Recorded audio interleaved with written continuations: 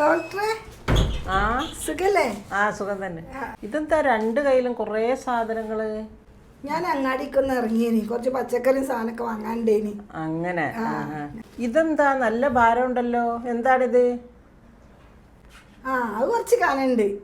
പച്ചക്കറി വാങ്ങി ഇങ്ങോട്ട് തിരിഞ്ഞപ്പോ അപ്പുറത്ത് പൊന്നും പീടിയാ, എപ്പോഴും അവിടെ നല്ല തിരക്കാണ്ടായാല്. അപ്പൊ ഞാൻ ഒന്നും നോക്കിയില്ല, കേറി 4-5 കിലോ പൊന്നാട് വാങ്ങി. 4-5 കിലോ പൊന്ന്? പടച്ചോനെ, നിങ്ങൾ ഇതൊന്നും അറിഞ്ഞില്ലേ താത്തേ?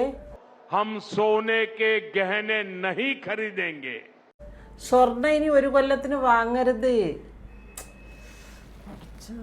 എന്നിട്ട് നിങ്ങൾ എൻ്റെ അടുത്ത് തന്നെയാ വന്നേക്കണത്. സ്വർണ്ണ ഇനി വാങ്ങാൻ പറ്റൂല ഒരു കൊല്ലത്തിന്. അതുപോലെ തന്നെ നമ്മൾ പുറത്തൊന്നും യാത്ര ചെയ്യാൻ പാടില്ല.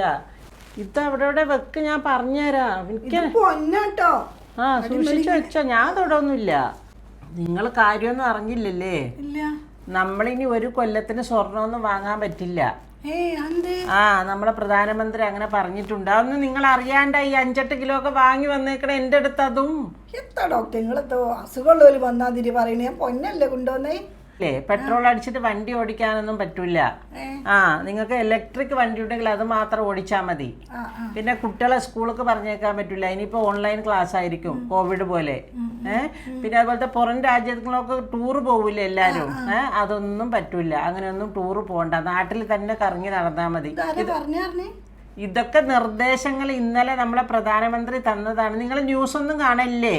അപ്പൊ ഡോക്ടർ ഞാനൊന്നും ചോദിച്ചട്ടെ, ഒരു മന്ത്രി അതിലൂടെ പോവാണെങ്കിൽ ഒരു 4 വണ്ടി മുമ്പിലും 4 വണ്ടി ബാക്കിലും ഉണ്ടാവും. അപ്പൊ ഇതിലൊന്നും പെട്രോൾ അല്ലോ ഒഴിച്ചേ, മൂത്രം ഒഴിച്ചാ? നിങ്ങളെ കൊണ്ട് ഞാൻ തോറ്റിട്ട് നിങ്ങളോട് ഇതൊക്കെ എങ്ങനെയാ പറഞ്ഞ് മനസ്സിലാക്കുക?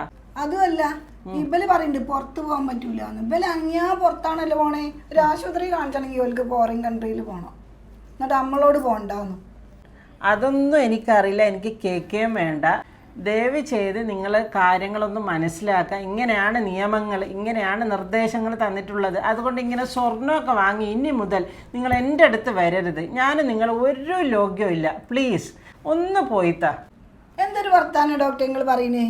ഞാനെന്തോ തെറ്റ് ചെയ്ത മാതിരിയല്ല, കുറ്റവാളികളോട് പറയുന്ന മാതിരി എന്നോട് എൻ്റെ സഞ്ചി എടുത്ത് പോയിപ്പിക്കണേ. ഞാൻ പോയിക്കോളാം. 5-8 കിലോ സ്വർണ്ണമൊക്കെ വാങ്ങി എൻ്റെ അടുത്താണ് വന്നേക്കണത്. ഇനിയിപ്പോൾ എന്തൊക്കെ ആവുമെന്ന് എനിക്കറിയില്ല.